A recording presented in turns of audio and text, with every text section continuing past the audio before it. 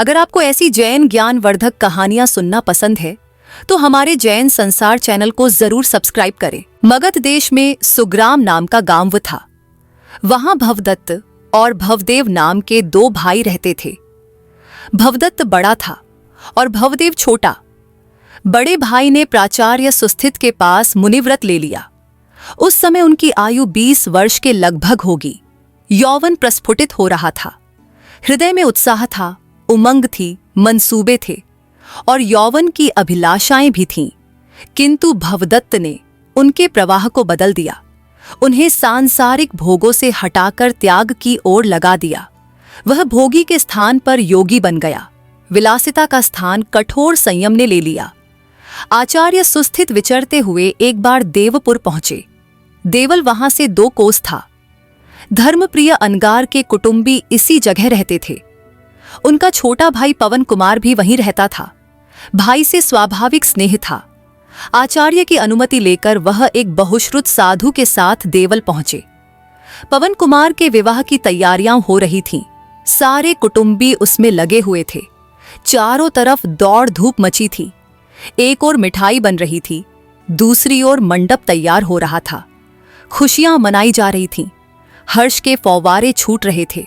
पवन अपने विवाहित जीवन की मधुर कल्पना से मन ही मन खुश हो रहा था।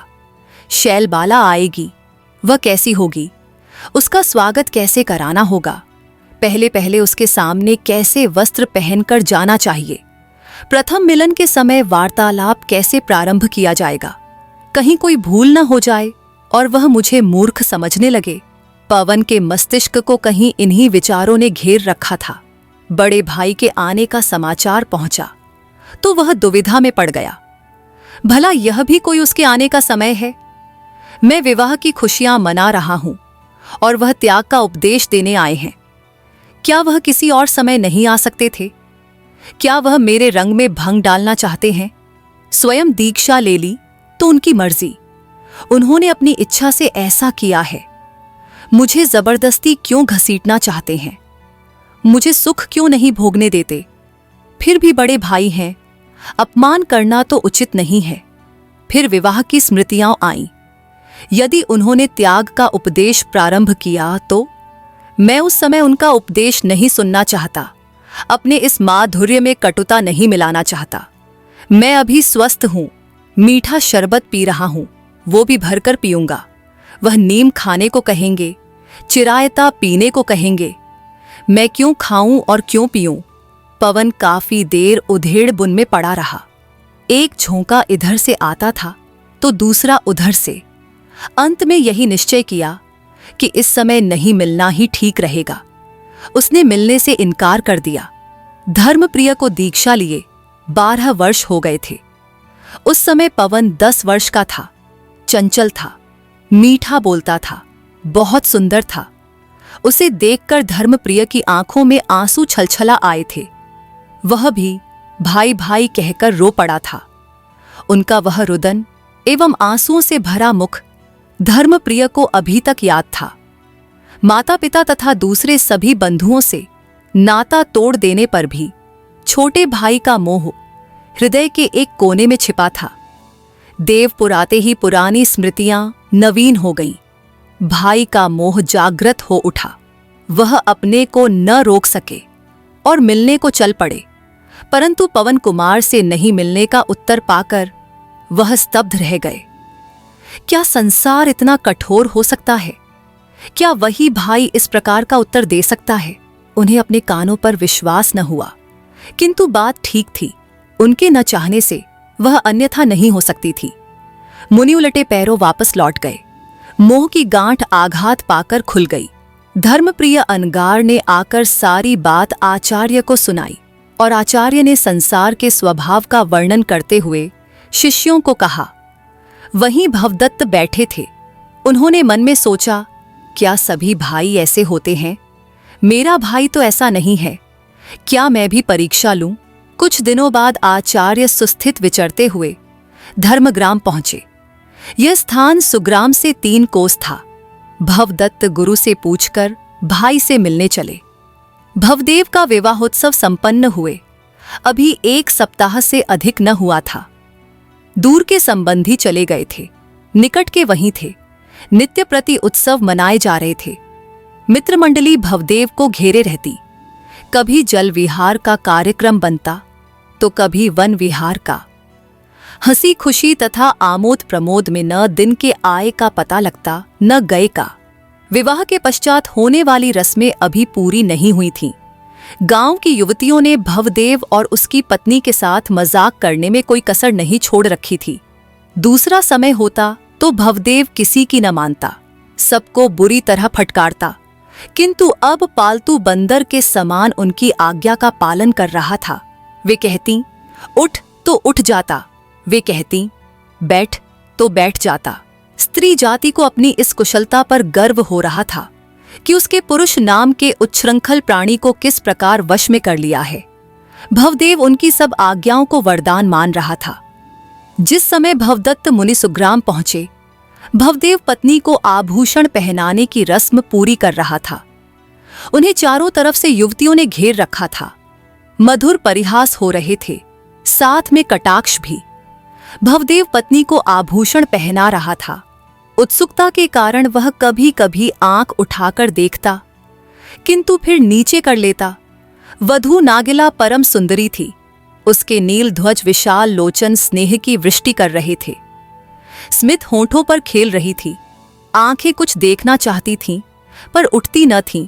होंठ कुछ बोलना चाहते थे, किंतु थिरक कर रह जाते थे। भवदेव ने अंगूठी पहनाई। रंग रंजित नखों वाली सीधी तथा नदबी अंगुलियों को देखा। कंगन पहनाए, कोमल बाहु पर आंखें गईं, गले में हार डाला। इतने में सूचना मिली, भवदत्त मुनि आए हैं और छोटे भाई से मिलना चाहते हैं। भवदेव उठ खड़ा हुआ। अलंकारों की रस्म जहां थी वहीं रह गई।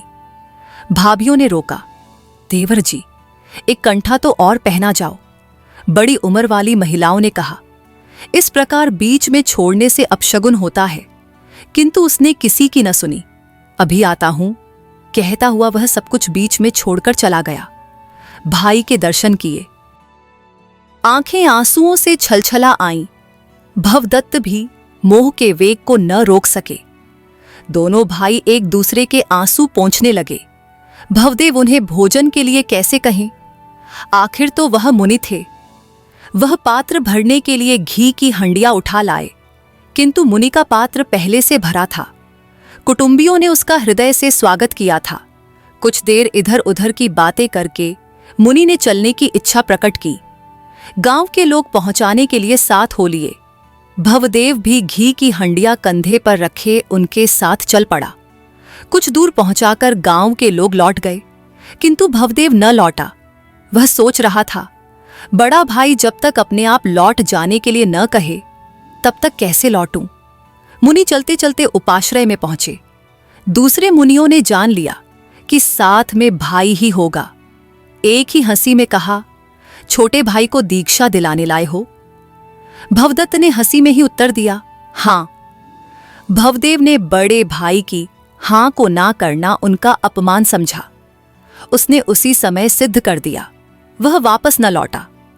उफदाजी, यदि आप दीक्षा ले लेवें तो आत्मकल्याण के साथ समाज का बहुत भला कर सकते हैं, एक साधु वेशधारी वृद्ध ने कहा। वृद्ध महानुभाव मारवाड़ के सोजत नगर में रहते थे। वेश तो साधु का था, किंतु क्रियाकांड में वह उग्रता न थी जिसकी आशा समाज करता है। लोग उन्हें साधु मानकर वंदना तो न करते थे, किंतु धार्मिक क्रियाओं के लिए उनके पास आते जाते थे। उनका नाम था भूपजी स्वामी। उन दिनों सभा, सोसाइटियां या क्लब नहीं थे। इन सबकी पूर्ति धर्म स्थान किया करते थे। अवकाश के समय नागरिक अपनी अपनी श्रद्धा के अनुसार किसी धर्म स्थान में एकत्र हो जाते और विविध चर्चाएं किया करते, अच्छी भी और बुरी भी। नगर की बातें भी होती और परलोक की भी। जिसकी जैसी रुचि होती वह वहीं जा बैठता। भोपजी का उपाश्रय एक ऐसा ही स्थल बना हुआ था। धार्मिक चर्चा करने वाली मंडली में उदय सागर जी नाम के एक नवयुवक आया करते थे। प्रतिभाशाली तथा तेजस्वी होने के साथ वह धार्मिक बातों का अच्छा ज्ञान रखते थे। अपनी बात को कहने और विषय का प्रतिपादन करने का उनका ढंग रोचक था। भोपजी स्वामी तथा दूसरे धार्मिक प्रवृत्ति वाले लोगों को उनकी बातों में आनंद मिलता था। एक दिन स्वामी जी के मुख से सहसा उपर्युक्त बात निकल पड़ी। उस समय कौन जानता था कि वह सिद्ध योगी की भविष्यवाणी के समान सत्य सिद्ध होगी। उदय सागर जी ने इस बात को चेतावनी समझा जिस मार्ग को वह चिरकाल से ढूंढ रहे थे। भोपजी स्वामी ने उसी ओर संकेत कर दिया। वह मन ही मन उस वाक्य को दोहराने लगे और वैराग्य भावना को दृढ़ करने लगे। अंत में उन्होंने पूज्य श्री हुक्मी चंद जी महाराज के संप्रदाय से दीक्षा ले ली। प्रतिभा छिपी नहीं रहती। उदय सागर जी समाज में चमकने लगे। ज्ञान, रुचि और चरित्र सभी बातों में उनका उच्च स्थान था। उनके गुणों से प्रभावित होकर तत्कालीन आचार्य पूज्य श्री शिवलाल जी महाराज ने उन्हें अपना युवराज उत्तराधिकारी चुन लिया। थोड़े दिनों बाद पूज्य श्री शिवलाल जी महाराज का स्वर्गवास हो गया। उदय सागर जी विशाल संप्रदाय के आचार्य बन गए। उनके अनुशासन, व्यवस्था, शक्ति, कठोर संयम तथा दूसरे गुणों के कारण संप्रदाय दिन प्रतिदिन उन्नति करने लगा। दृढ़ता के लिए दूसरे संप्रदाय उनकी धाक मानने लगे। विहार करते हुए पूज्य श्री उदय सागर जी सोजत आए। हजारों श्रावक तथा श्राविकाएं दर्शन के लिए टूट पड़े। चारों ओर जयनाद हो रहा था। ऐसे समय व्यक्ति को अपनी पद मर्यादा का विशेष ध्यान रहता है। पूर्वावस्था के साथियों तथा शुभाकांक्षियों को वह भूल जाया करता है। किंतु पूज्य आचार्य जी ने आते ही भोपजी स्वामी के विषय में पूछा और उनके पास जाने की इच्छा प्रकट की। यह बात सुनकर समाज के मुख्य श्रावक तथा साधु चकित रह गए। उनके संप्रदाय का आचार्य एक साधारण शिथिलाचारी के पास जाए, उन्हें यह अपमान सा प्रतीत होने लगा। पुत्र मोह में अंधी होकर माता बालक के स्वतंत्र विकास में बाधक बन जाती है। उसे बालक की रुचि या उन्नति का ध्यान नहीं रहता। जो वस्तु उसे स्वयं अच्छी लगती है वही बालक को खिलाती है। जो कपड़े देखने में उसे अच्छे लगते हैं वही बालक को पहनाती है। जिस तरह उठना बैठना उसे पसंद है बालक को वैसे ही करना पड़ता है। उसे इस बात का ध्यान नहीं रहता कि बालक भी मानव है, समझता बूझता है, उसकी अपनी रुचि है, सुख दुख की अनुभूति है। अंधभक्त भी अपने उपास्य से ऐसी ही आशा करने लगता है। वह अपने धर्मगुरु को अपनी इच्छानुसार चलाना चाहता है। सच्चा भक्त उपास्य के इंगितों पर स्वयं नाचता है और अंधभक्त स्वयं अड़ा रहकर उपास्य को अपनी इच्छानुसार चलते हुए देखना चाहता है। जिस बात से उसके अहंकार को आघात पहुंचे उसे करने से वह अपने धर्माचार्य को भी रोकता है।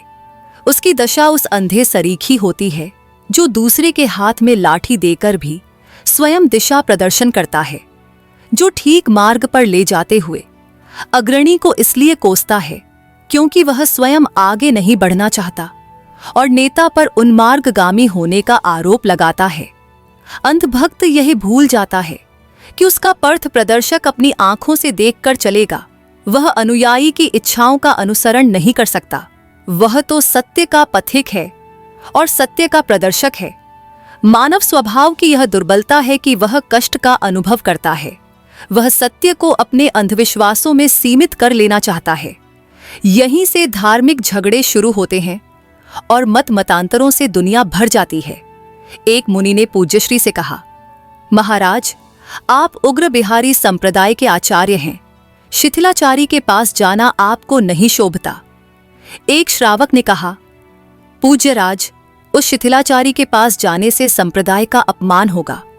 तीसरे ने कहा, इसमें मिथ्यात्व लगता है। चौथे ने कहा, वहां जाने से मुनिव्रत में दोष लगेगा। इस प्रकार चारों ओर से विरोध होने लगा। किसी लब्ध प्रतिष्ठ नेता के लिए ऐसा समय बड़े संकट का होता है।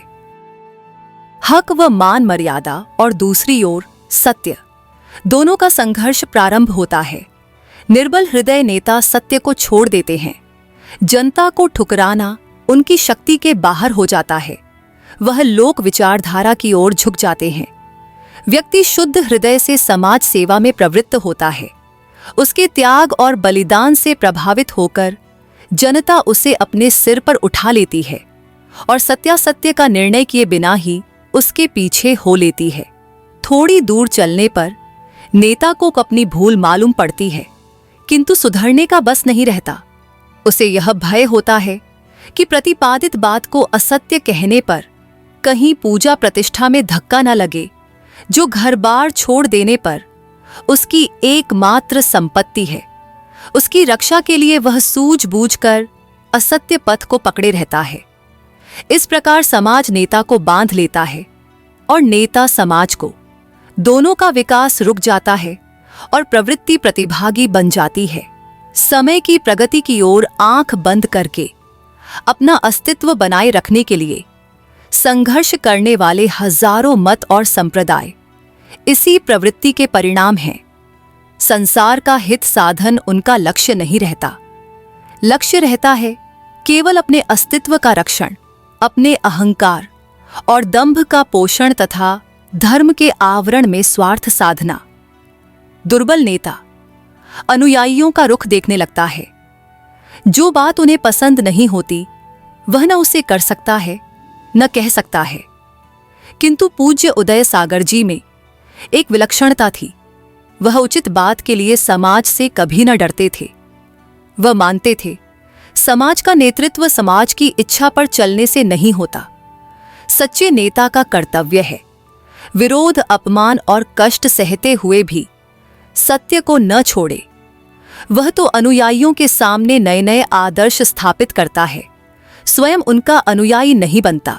जिस व्यक्ति ने हमारे लिए एक बार भी सच्चे हृदय से शुभाकांक्षा प्रकट की, जिसने जीवन को उज्जवल बनाने के लिए दिशा सूचन किया, वह हमारा उपकारी है। उसके उपकार के लिए हमें कृतज्ञ होना ही चाहिए। उसे घृणा की दृष्टि से देखना कृतज्ञता है। इन्हीं बातों को सोचकर पूज्य श्री ने कहा, संप्रदाय की मर्यादा मिथ्याभिमान के पोषण में नहीं है। नम्र बनने से कोई छोटा नहीं होता। हम जितने नम्र बनेंगे उतना ही हमारा और समाज का सम्मान बढ़ेगा। नम्रता मनुष्य को ऊंचा उठाती है। गुण और दोष प्रत्येक व्यक्ति में पाए जाते हैं। हमें गुणों के प्रति ही ध्यान देना चाहिए, दोषों के प्रति नहीं। गुण चाहे किसी में हो, उनका आदर करना चाहिए। जो गुणों का आदर नहीं करता वह उन्हें नहीं प्राप्त कर सकता। किसका हृदय कैसा है यह हम नहीं जानते। हो सकता है हम जिसे उत्कृष्ट साधु मानते हैं उसका हृदय कलुषित हो और वह नैतिक दृष्टि से गिरा हुआ हो। जो ब्रह्मचर्य में शिथिल मालूम पड़ता है उसका भी हृदय पवित्र एवं उदात्त हो सकता है। भगवान महावीर के समय ऐसे साधु वेशधारियों की पूजा होती रही है जो अव्रती भी थे। क्या उनकी पूजा करने वाले साधु और श्रावक अपने व्रत से गिर गए? उन्हें इससे कोई दोष नहीं लगा। किसी को पूजने या वंदना करने मात्र से कोई मिथ्यात्वी नहीं बनता। मिथ्यात्वी तभी लगता है जब दोषों को गुण मान लिया जाए। व्यक्ति तो केवल उसका आश्रय है जिसे हम इच्छानुसार मान लेते हैं। सम्यकत्व और मिथ्यात्व का आधार गुण और दोष है, व्यक्ति नहीं। व्यक्ति तो बदलता रहता है। आज वह पापी कल साधु बन सकता है, साधु गिरकर पापी हो सकता है। क्या वेश बदलने और पट्टी पढ़ लेने मात्र से कोई साधु बन सकता है? क्या इतने मात्र से वह वंदना योग्य हो जाता है?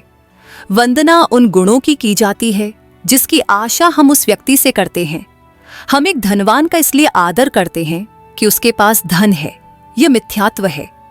राजा का इसलिए आदर करते हैं कि उसके पास हिंसात्मक शक्ति है, वह मिथ्यात्व है। वासनात्मक प्रेम मिथ्यात्व है। यदि एक चोर हमारी सहायता करता है तो उसका भी उपकार मानना चाहिए। इसका यह अर्थ नहीं है कि हम चोरी को प्रोत्साहन देते हैं। हम तो उसका ध्यान उन गुणों की ओर खींचते हैं जिसके कारण दूसरे अवगुण होने पर भी वह श्रद्धा भाजन बन गया। चोर को सुधारने का यह सबसे उत्तम उपाय है कि हम उसका ध्यान उन गुणों की ओर आकृष्ट करें जिनसे वह विश्वास पात्र एवं सम्मानित नागरिक बन सकता है। इस प्रकार श्रावकों को समझाकर पूज्य श्री भोपजी स्वामी के पास पहुंचे। पीछे पीछे साधु तथा श्रावकों का विशाल समुदाय था। भोपजी उपाश्रय में अकेले बैठे हुए थे। आचार्य को अपने सम्मुख देखकर उन्हें बड़ा आश्चर्य हुआ। उन्होंने पूज्य श्री स्वामी जी के प्रति आदर प्रकट किया और पूर्वाक्त वाक्य के लिए उनका उपकार माना। स्वामी जी गदगद हो उठे। उनके हृदय में पूज्य श्री की नम्रता, कृतज्ञता और सहज बंधुता के प्रति भक्ति जाग उठी। इतने बड़े संप्रदाय का तेजस्वी आचार्य अनायास कही हुई बात के लिए कृतज्ञता प्रकट कर रहा है। दूसरे के राय सरीखे गुण को उसने पहाड़ बना दिया। आचार्य की गुणग्राहिता के प्रति स्वामी जी का मस्तक झुक गया। साथ ही अपनी शिथिलता पर आत्मग्लानि होने लगी। उसी दिन से स्वामी जी का जीवन बदल गया। ढोंग तथा दिखावे से घृणा हो गई। वे अपनी शक्ति के अनुसार शुद्ध हृदय से धर्म का पालन करने लगे। जितना करते उससे कम कहते। दिखावा बिल्कुल न रहा। दिन रात आत्मचिंतन में लगे रहते। अनेक शास्त्रों के अध्ययन तथा हजारों उपदेशों से जिस पर कोई असर न हुआ, वह महापुरुष के क्षण भर के समागम से बदल जाता है। और इस प्रकार सबके मनों में उठने वाली भाव तरंगे निरंतर गतिशील रहीं। कहीं त्याग की उज्जवल आभा नए संकल्पों को जन्म देती, कहीं मोह का सहज आकर्षण मन को भोग पथ पर खींचता, और कहीं प्रतिष्ठा एवं मान मर्यादा का आग्रह स्वार्थ के आवरण में सत्य को धुंधला करने की चेष्टा करता। भवदत्त, भवदेव, पवन कुमार, धर्मप्रिय अनगार, आचार्य सुस्थित, भोपजी स्वामी, पूज्य श्री उदय सागर जी, ये सभी अलग अलग स्वभाव और वृत्तियों के पर्याय रहे, मगर जीवन जगत की इसी अनवरत धारा में मिलकर बहने वाले पथिक भी बने। हर किसी को अपने भीतर के किसी कोने में कभी आसक्ति तो कभी वैराग्य के स्पर्शों का अनुभव करना पड़ा। कभी भाई के प्रति जागे मोह ने संघर्ष के बीज बोए, कभी समाज की मर्यादाओं ने मन को बांध लिया, और कभी चित्त की गहराई में बैठे हुए त्याग के अंकुर अचानक उग आए। देवल, देवपुर और सोजत जैसे स्थलों की पृष्ठभूमि में धर्म चर्चा के साथ हर्षोल्लास का संगम भी देखने को मिलता रहा। जहां किसी ओर उत्सवों की चहल पहल थी, तो किसी ओर कठोर तप की साधना। भव्य मंडपों में रचे जाने वाले विवाह समारोह से लेकर उपाश्रय की नीरवता तक सबका दायरा एक दूसरे से भिन्न होते हुए भी कहीं न कहीं गूंथा दिखता था। पुरुषार्थ और प्रेम, दायित्व और स्वतंत्रता, नियम और नम्रता, इन सबका अंतर मिश्रण जितना जटिल है, उतना ही जीवन के रस को गाढ़ा बनाता जाता है। साधु सन्यासी के वेश में भी भीतर का मन जागता रहता है। जहां वासनाओं की आग को संयम की वर्षा से शांत रखने का प्रयास चलता है, और गृहस्थ जीवन में भी समर्पण एवं निष्ठा की धार लहराती है, जो अत्यधिक मोह को धीमे धीमे काटती जाती है। इसी प्रक्रिया में कभी श्रद्धा ने विरोध को शांत किया, कभी शास्त्र ज्ञान ने हठ को तोड़ा, कभी भाईचारे की आंसू भरी पुकार ने कठोर हृदय को पिघलाया, तो कभी गुरुजनों की निरपेक्ष दृष्टि ने भटकते जन को आडंबर से दूर किया। भोपजी स्वामी के सहज शब्दों का प्रभाव और उदय सागर जी की निर्भीकता दिखाती है कि एक सरल वाक्य भी किसी का पूर्ण कायाकल्प कर सकता है। जैसे किसी कड़ी धूप में अचानक बरसे घनघोर मेघ मन को शीतल कर देते हैं। भाई भाई का मोह, गुरु शिष्य का अनन्य भाव, माता का स्नेह या समाज की रूढ़ियों का दबाव, हर कोण से मनुष्य होना एक परीक्षा की तरह ही तो है, जिसमें वह निरंतर सीखता चला जाता है। यहाँ कोई भी पात्र स्थिर नहीं है, कोई भी विचार चिरंतन नहीं, सब कुछ बदलता रहता है, और जो कल तक जिस अवस्था में था, वह आज बदलकर दूसरी अवस्था में जा पहुंचा है। इस बदलाव को देखकर कभी कभी आश्चर्य होता है और कभी असुविधा भी, पर यह बदलाव ही तो जीवन का संकेत है, जो बताता है कि जड़ता में कोई विकास संभव नहीं। इन चरित्रों के बीच गुंथी हुई घटनाओं से इतना तो निश्चित हो जाता है कि सत्य की ओर बढ़ते हुए कई विरोध, कई अवरोध मिलते हैं, मगर जो अपने संकल्प में अडिग रहता है और दूसरों के गुणों का आदर करता है, वह देर सवेर किसी न किसी रूप में जीवन को दिशा देता ही है। यही धर्म का भी सार छिपा है कि हर इंसान की अपनी यात्रा है, और चाहे वह मुनिव्रत धारण करे या गृहस्थी में रहकर सेवा करे, अंततः मानवता की सेवा, नैतिकता का विस्तार और आत्मोन्नति ही सबका लक्ष्य होना चाहिए। जब मोह, स्वार्थ और अज्ञान घटने लगते हैं, तब जीवन की राह और अधिक स्पष्ट हो जाती है। जब दूसरों में दोष ढूंढने के बजाय उनके भीतर के गुणों को खोजने की आदत पड़ जाती है, तब प्रेम और सौहार्द का संचार होता है। और जब आडंबर और मिथ्याभिमान से दूर होकर हम विनम्रता को धारण करते हैं, तब हमारी दृष्टि पहले से कहीं अधिक पैनी, किंतु हृदय पहले से कहीं अधिक उदार बन जाता है। इन सब पहलुओं के बीच कथा आगे बढ़ती रहती है, कभी सुख दुख के संघर्षों में, कभी गुरु शिष्य के संवादों में, कभी त्याग की तपिश में, तो कभी परिवार और समाज के दो पार्टों के बीच पिसते मनुष्य के द्वंद्व में। इस निरंतर गतिशीलता में कोई अंतिम बिंदु नहीं, बल्कि नए नए मोड़ आते रहते हैं, जहां से व्यक्ति अपनी नई यात्रा का सूत्रपात करता है।